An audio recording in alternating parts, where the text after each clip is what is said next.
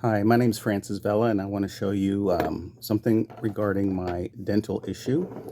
This is my original cast mold of my teeth following my braces when they were removed about 1993, and it has my name on it. And wanted to show you what a fitted Nightguard looks like. Here, all the way around.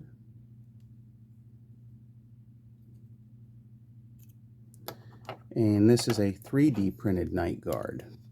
Now, it's very tight because it doesn't quite fit. And if I put it towards the front, there is a gap here in the back. See, he wants to. So there's the gap. I'm holding it by the front.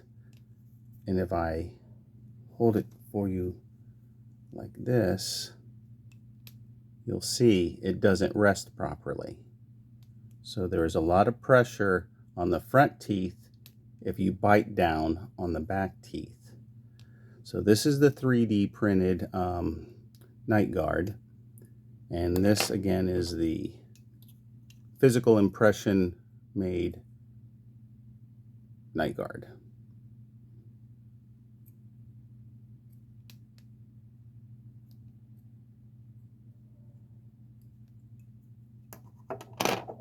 Thank you.